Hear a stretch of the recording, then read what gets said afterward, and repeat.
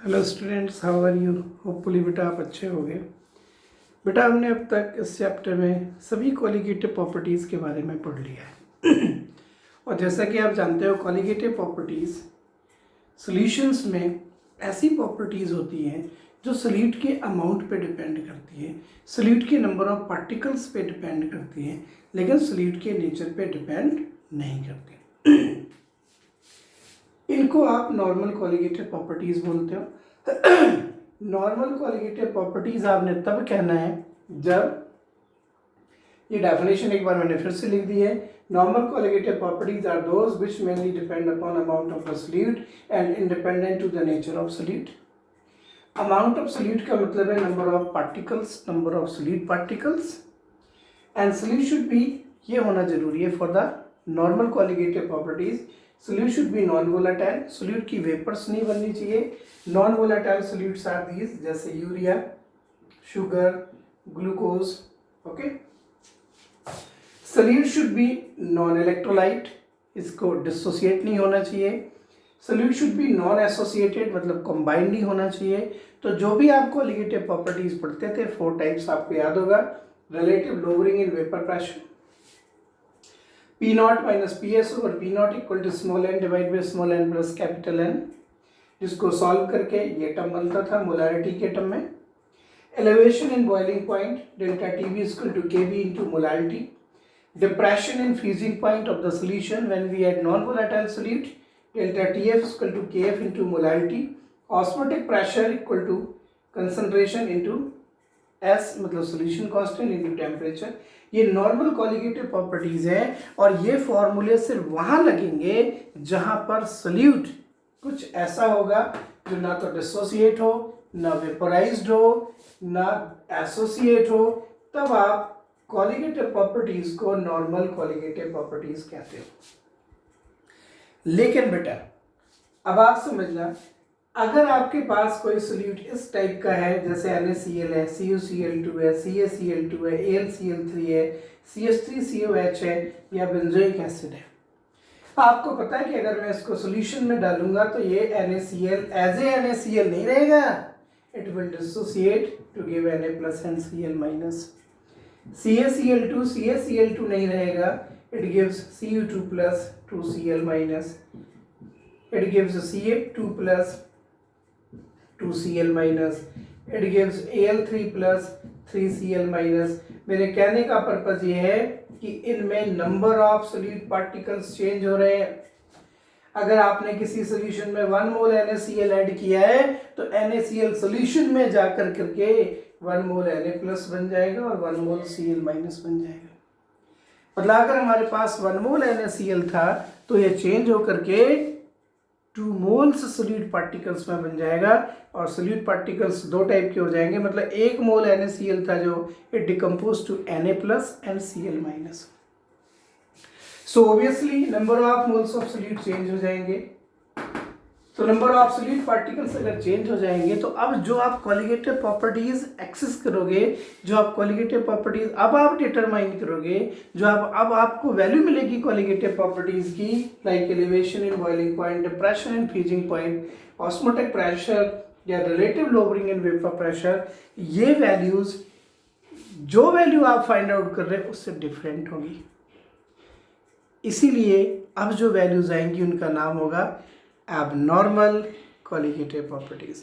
That means if we have solute which either undergo dissociation or association, ये dissociation के case हैं और ये association के 2 moles of acetic acid get combined when we add in benzene, it undergo dimerization.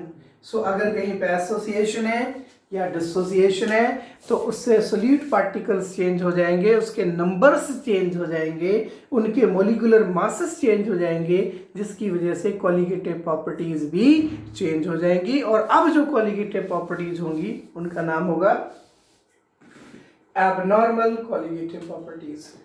सो अब आपने यही पढ़ना है आगे कि एबनॉर्मल कॉलिगेटिव प्रॉपर्टीज क्या है। तो मेरे हिसाब से आप समझ गए हो, एक बार फिर से देख लो। Basically, abnormal colligative properties are those normal colligative properties जो थे वो तब थे जब सोल्यूट नॉन वोलेटाइल है, नॉन इलेक्ट्रोलाइट है, नॉन डिसोसिएटेड है. But in case of abnormal colligative properties, ठीक है, that is those colligative properties of dilute solutions in which solute can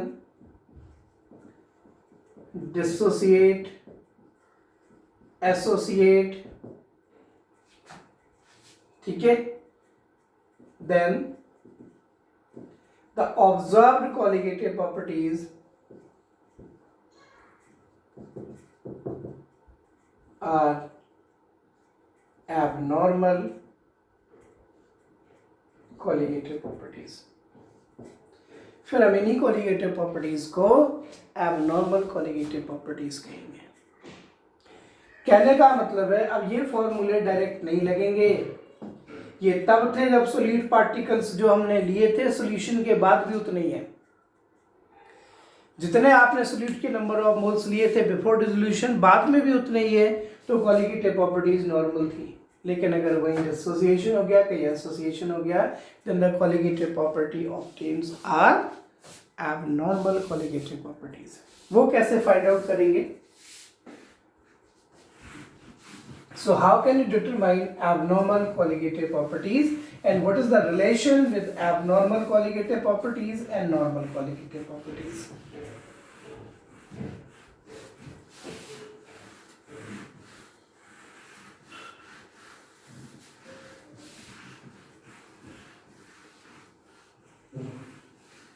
ठीक है, so देखिए how can you determine abnormal colligative properties.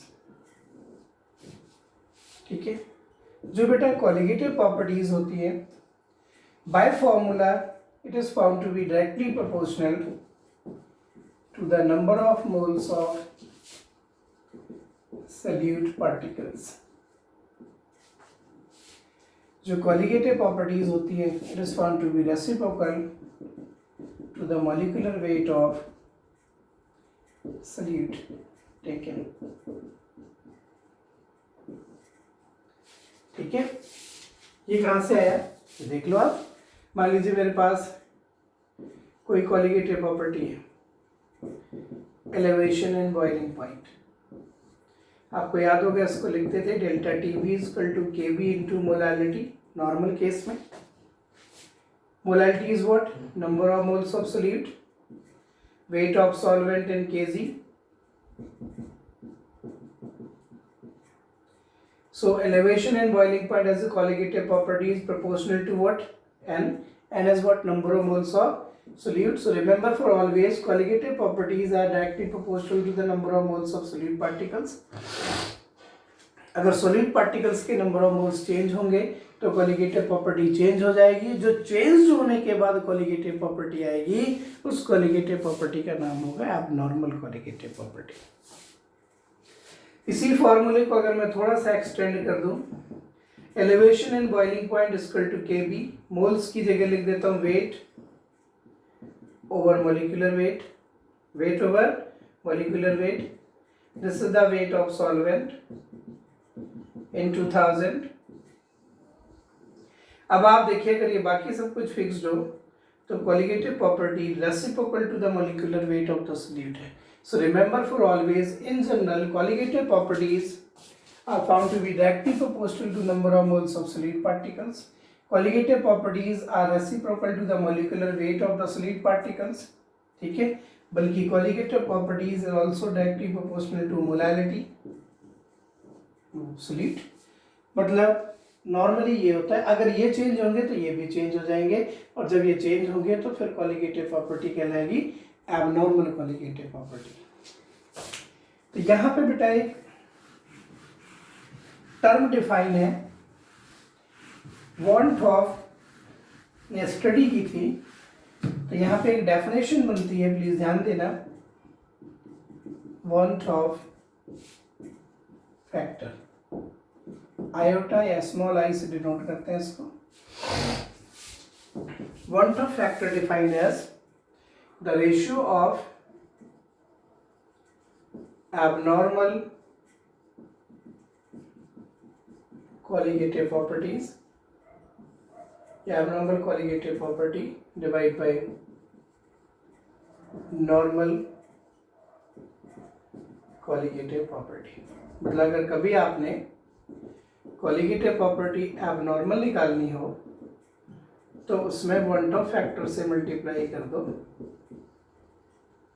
Normal colligative property को। सो want of factor क्या है, subjective में भी डेफिनेशन आ जाती है। Define want of factor, want of factor define as the ratio of abnormal colligative property divide by normal colligative property। अब question ये है कि इसको फाइंड कैसे करेंगे, calculation. So remember, calculation of want of factor in case of dissociation. अगर कोई चीज ब्रेक हो रही है, जैसे कोई सब्सटेंस AN है और ये ब्रेक हो करके Na बनाता है, डिकम्पोज हो रहा है, डिसोसिएट हो रहा है। +1 में आपने पढ़ा था अल्फा डिग्री ऑफ डिसोसिएशन। अगर अल्फा डिग्री ऑफ डिसोसिएशन है तो इस केस में जो want of फैक्टर आता है 1 minus alpha plus n alpha, n है number of moles of products, alpha degree of dissociation. अगर कोई चीज डिसोसिएट हो रही है तो उस केस में ये चीज लगेगी 1 minus alpha plus n alpha. This will give you the want of factor, alpha degree of dissociation it should be given. और यही रीजन है कि डिसोसिएशन के केस में want of factor की वैल्यू हमेशा 1 से ज्यादा आएगी। समझे कुछ? ये फॉर्मूला यहां से निकला है बेसिकली। ये थोड़ा सा +1 में इक्विलिब्रियम में था कि जैसे सपोज करो इनिशियली ये 1 है तो ये 0 है, और अगर इससे अल्फा चला गया तो इसका क्या बनेगा एन अल्फा। अब टोटल मोल्स कितने हो गए, इसके भी बच गए और ये भी हो गए। So total moles of solute हो गए 1 minus alpha plus n alpha.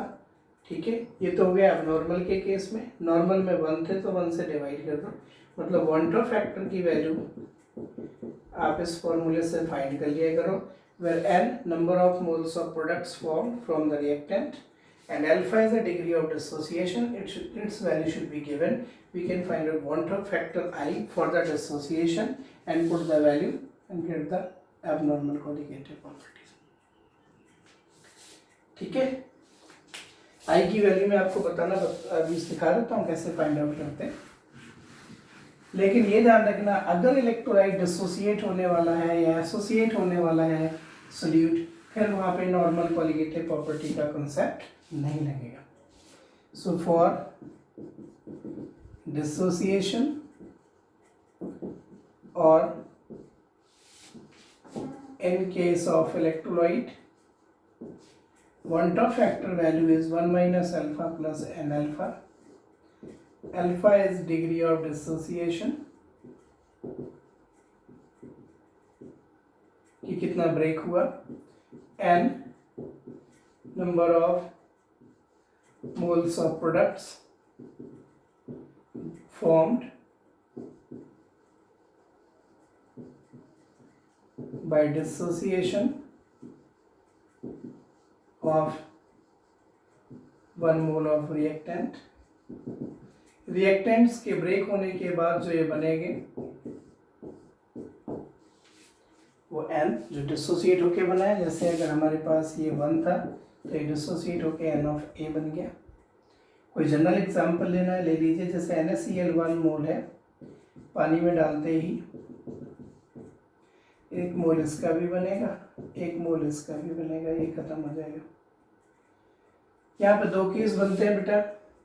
अगर कोई चीज़ 100% डिसोसिएट हो रही हो, कहने का मतलब अल्फा की वैल्यू अगर 1 हो तो आई की वैल्यू n के बराबर होती है, मतलब जितने प्रोडक्ट्स बनेंगे वही वन टॉप फैक्टर होगा,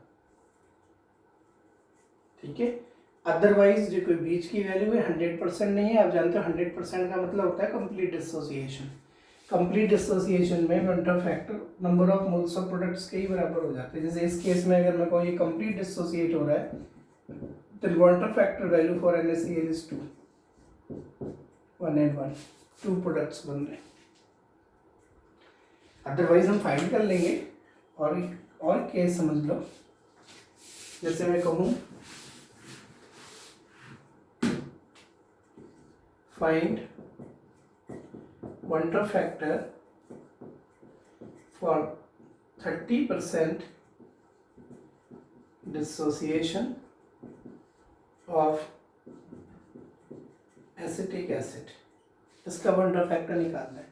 तो आप क्या करो, एसिटिक एसिड को डिसोसिएट करो, CH3CO- में डिसोसिएट हो जाएगा। फिर देखिए फॉर्मूला 1 माइनस अल्फा कितना है यहाँ पे 30%, 30% का मतलब 30/100 मतलब 0.3, सो 1 माइनस 0.3 हो गया, प्लस n की वैल्यू कितने प्रोडक्ट्स बने हैं 2 इंटू 0.3, इसको सॉल्व करोगे तो 1.3 आ जाएगा।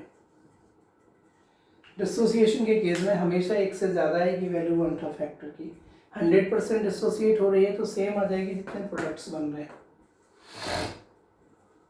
वन टॉप फैक्टर निकाले बिना कोई भी एबनॉर्मल कोलिगेटिव प्रॉपर्टी निकलेगी नहीं।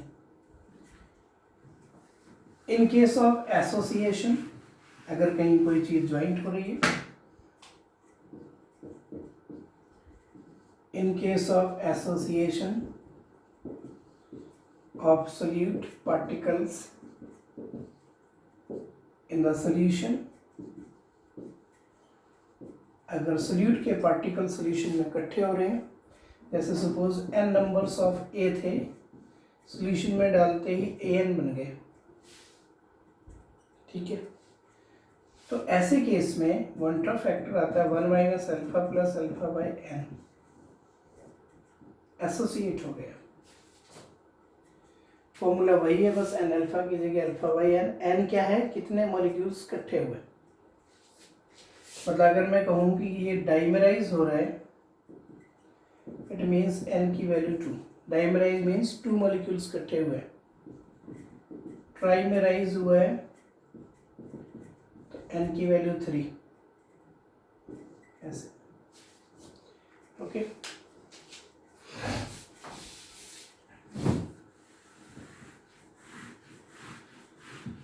ऐसे वन टॉप फैक्टर निकालेंगे। तो अब देखिए जरा एबनॉर्मल कोलिगेटिव प्रॉपर्टी क्या आ जाएगी। मान लीजिए मैंने relative lowering in vapour pressure normal case में निकालना है, तो नॉर्मल केस में तो ये थी Raoult's law, relative lowering in vapour pressure is found to be mole fraction of solute. लेकिन अगर मैंने एबनॉर्मल फाइंड करना है, तो जहाँ number of moles of solute है, अब वहाँ पे number of moles of solute के साथ साथ वन टॉप फैक्टर मल्टीप्लाई हो जाएगा। क्या हो जाएगा, वन टॉप फैक्टर मल्टीप्लाई हो जाएगा, जिसको फाइंड करने का तरीका या तो ये है, दिस इज फॉर एसोसिएशन, या फिर ये है, this is for dissociation. Dissociation में ब्रेक हो रहा होगा, एसोसिएशन में कंबाइंड हो रहा होगा। बाकी प्रैक्टिस है न्यूमेरिकल्स की, वो भी मैं आपको अलग से समझा दूंगा। मान लीजिए elevation and boiling point find करना है एबनॉर्मल के केस में, मतलब ऐसे केस में जहाँ सोल्यूट डिसोसिएट या एसोसिएट हो रहा हो। पहले नॉर्मल के केस में होता था Kb इंटू मोलैलिटी का फॉर्मूला, अब यहाँ पे वन टॉप फैक्टर इंक्लूड करना होगा अगर ये एबनॉर्मल का केस है, मतलब एसोसिएशन या डिसोसिएशन का केस है। कोई ऐसा सोल्यूट लिया है हमने जो एसोसिएट और डिसोसिएट हो सकता है, तो वन टॉप फैक्टर ये एसोसिएशन के केस में ये था, डिसोसिएशन के केस में ये। फाइंड कैसे करते हैं आपको मैंने एग्जांपल भी बताया, एक बार ध्यान से वीडियो देखना तो आपको वो भी पता लग जाएगा। सिमिलरली अगर आपको फाइंड करना है delta TF depression and freezing point abnormal, तो ये KF इंटू मोलैलिटी में वन टॉप फैक्टर मल्टीप्लाई करना पड़ेगा।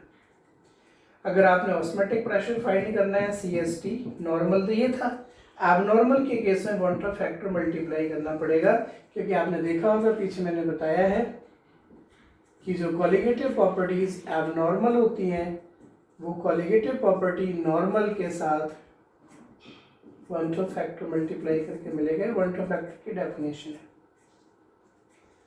Water factor defined as the ratio of, यहाँ लिख देता हूँ, water factor defined as the ratio of abnormal colligative properties divided by normal colligative properties।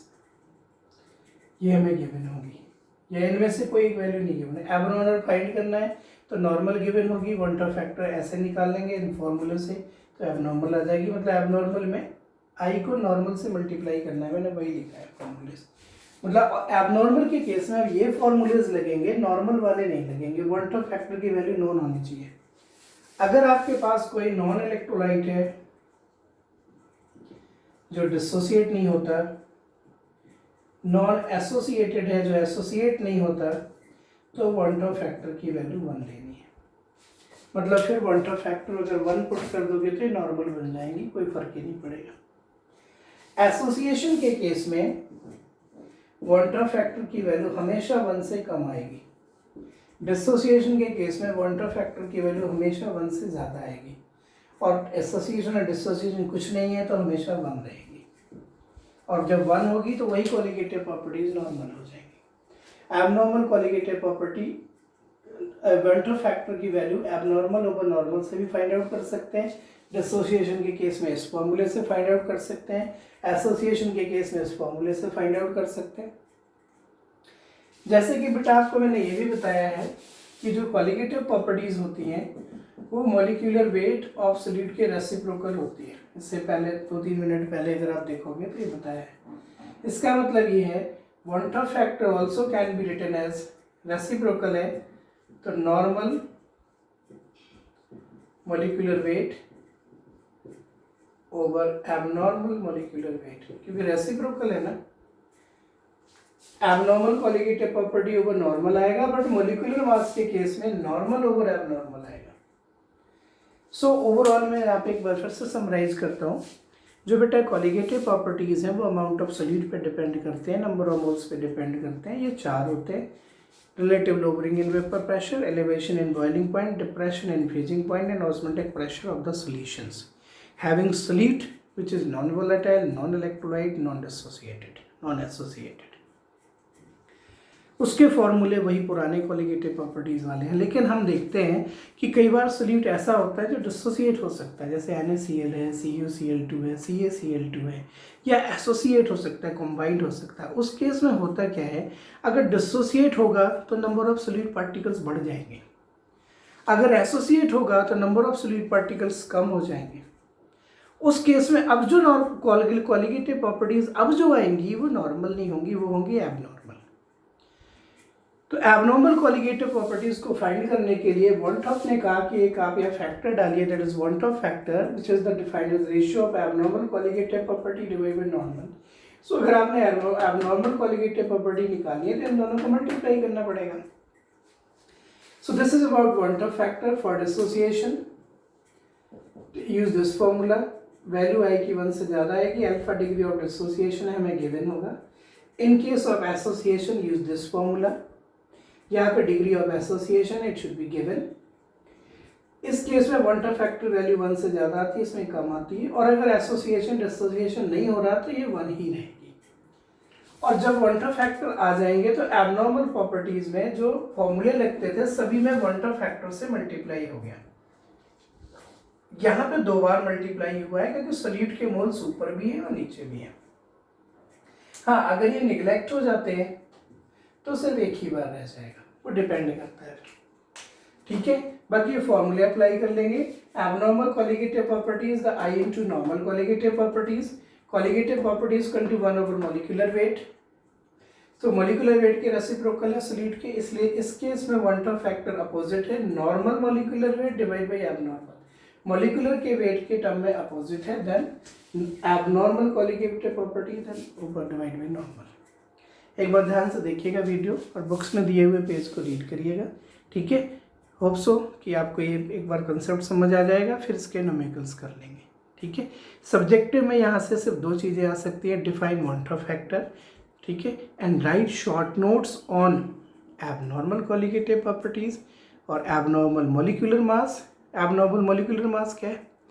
जब कोई मॉलिक्यूल डिकम्पोज हो जाएगा, जैसे NaCl है, NaCl का मॉलिक्यूलर मास 58.5 होता है, जब वो डिकम्पोज हो गया तो मॉलिक्यूलर मास कम हो गया, उसको अब आप एबनॉर्मल कहोगे, ओके, एबनॉर्मल मॉलिक्यूलर मास कहेंगे। तो एक बार इसको देखिए और फिर बुक रीडिंग करिए, जो नहीं समझ आता फिर मैं आपको दोबारा एक्सप्लेन करूँगा, ओके बेटा।